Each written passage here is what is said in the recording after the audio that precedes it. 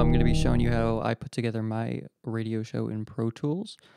I was going to start off by creating two stereo audio tracks, and we'll rename them something that'll remind us what they're being used for. Music 1, Music 2 will do fine because it's where I'm going to be putting the songs that I'll be playing.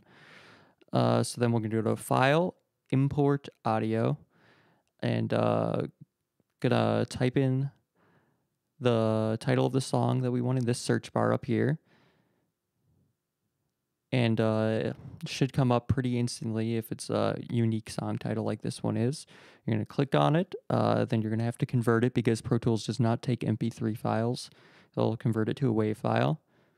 And then you're going to want to put in the audio files folder so it can be carried along with the session folder. Take a few seconds for it to load up.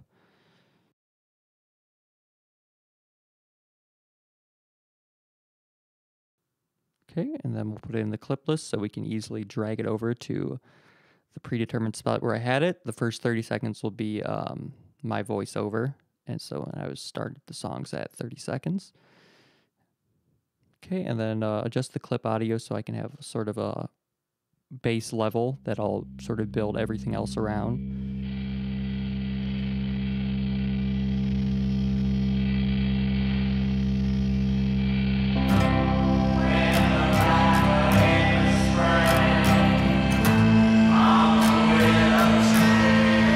I'm going to put, even though this song already does have a fade in it, I'm going to make it a little bit more dramatic, just because that's sort of what I like to do. And besides, it's nice to have a sort of distance between my voice and the music so they don't sort of clash with each other.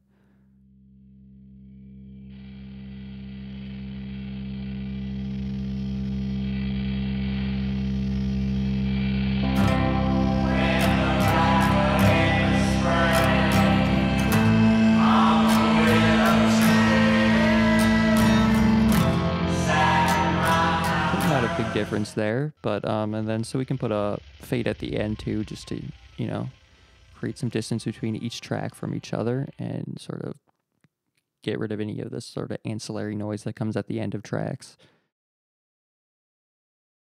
Okay, and then we're going to put in our import in our next song. Sometimes I import them all in at once, which takes a little bit for it to get in there, but for this one I just did it one by one. It's really based on preference. One doesn't really take longer than the other.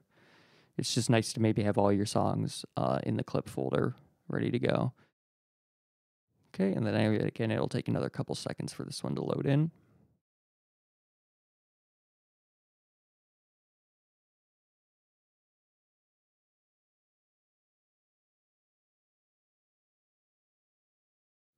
Okay, and then we can just drag it over towards the next audio tracks so I can keep them sort of uncluttered from each other. We'll reduce the audio. This one seems to have a little bit higher level than the first song, so we'll have it at a lower level than the first one.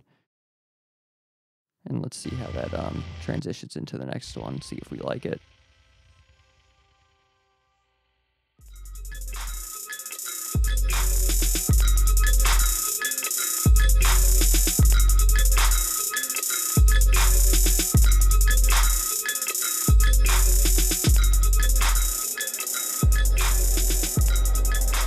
And I'll adjust the audio to make a little bit up of the difference so the first song is a little more equal in level with the second one.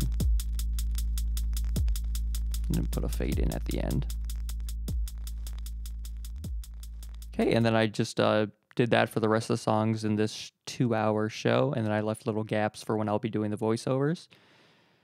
So let's get ready to do that. So we're going to set up, make sure we have the right playback engine for it, and I have the Scarlett audio interface. Then we'll create a mono audio track. You want your voiceover to be mono. So I have everything set up and ready to go. I'll just hit the record button and I'll be ready to record. Hello, this is Ryan Gilchrist for Tri-C Radio. I haven't done a show in quite a bit, but here I am back at it again. This is going to be sort of a joint project for my capstone class. I I am making a video of how to put together a radio. Okay, and then you can see that I have all these audio tracks recorded and put in place where I determined they would be. There was this one problem area that I thought I'd go over and do a little quick editing just so I could show you. I already edited the other voiceover parts. You can see this one has a very strong plosive level difference that just really sounds bad. Okay, that was Isis with From Sinking. The last 5 minutes of that song is probably one of my favorite pieces of music. Yeah, you can see that's a little bit annoying and way off from the rest of that section. So we'll reduce that audio.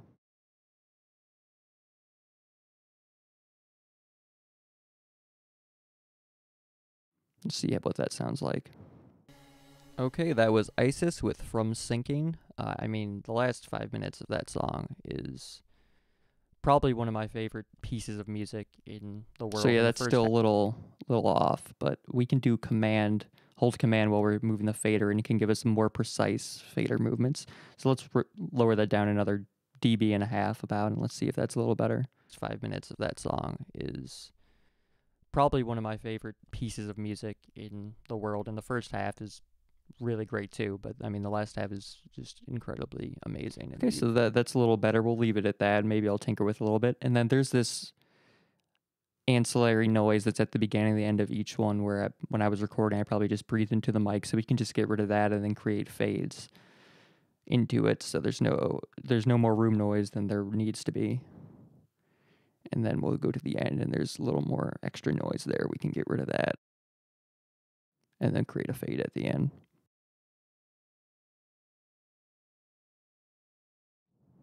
Okay, and then I'm going to consolidate this clip here. So you can just shift click that over so you can get all the sections. You go to edit, consolidate clip, and this is mostly for organizational use. Okay, that was Isis with From Sinking. The last 5 minutes of that song is probably one of my favorite pieces of music in the world, and the first half is really great too, but the last half is just incredibly amazing and beautiful. Okay, and then now we're ready to bounce the audio file and turn it into a WAV MP3, whichever one you want to do. So I just shift clicking there to get all of the audio that is in the session to the 120-minute mark. And then go to File, Bounce to Disk. You want to make sure it's WAV interleaved, add MP3. Make sure you have the right bounce source, which was monitor 1.2. That creating the audio titles doesn't really matter. It's going to take a few seconds there, and that should about do it. Thanks so much for watching, guys.